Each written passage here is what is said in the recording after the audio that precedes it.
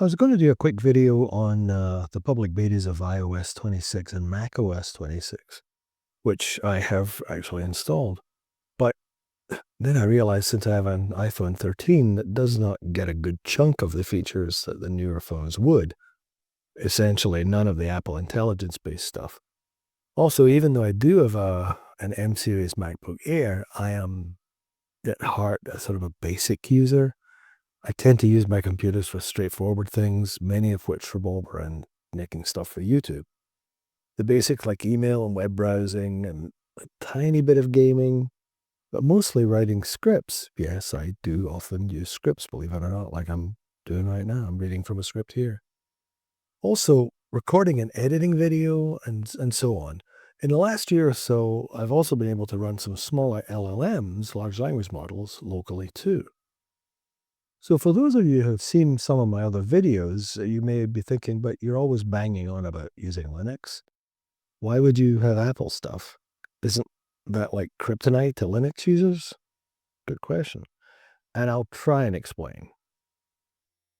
Okay, I avoided Apple equipment for a long time simply because it was, and mostly still is, too expensive for my budget.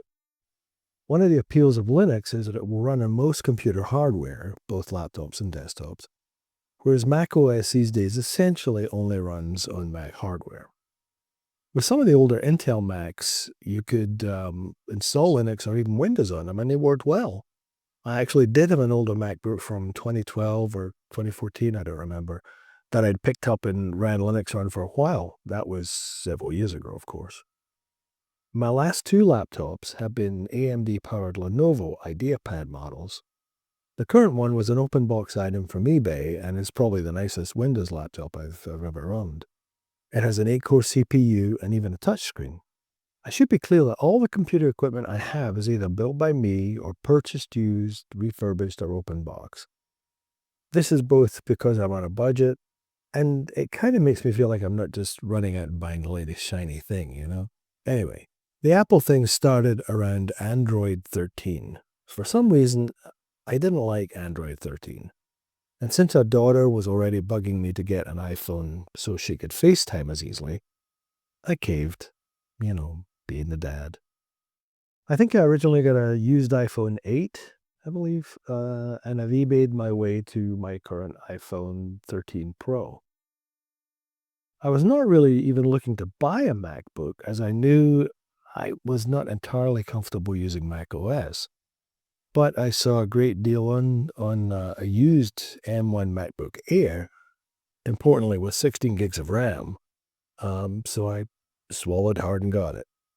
My internal justification was I could do some YouTube stuff on it, and I have, to be honest.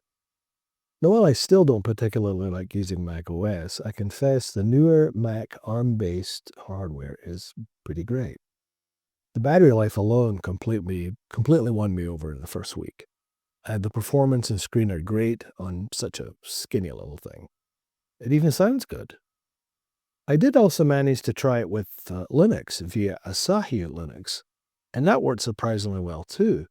I ended up removing Asahi after a few months of use for a couple of reasons. One, there was a kerfuffle at the time about one of Asahi's lead developers leaving the project, and two, because of the way Apple locks down their hardware, you do have to dual boot Asahi with macOS on an already small 256 gig drive in my case. So even though Linux is my daily go-to, I do use the MacBook several times a week, and sometimes edit videos on it as DaVinci Resolve works nicely. I have to say too that Mac hardware seems to be as well priced as it has been since I started paying attention to it.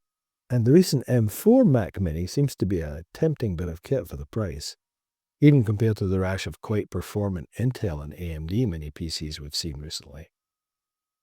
I'd still like to see Linux running well in one of the newer Snapdragon X Elite powered laptops, if only to see if you can actually get MacBook level battery life.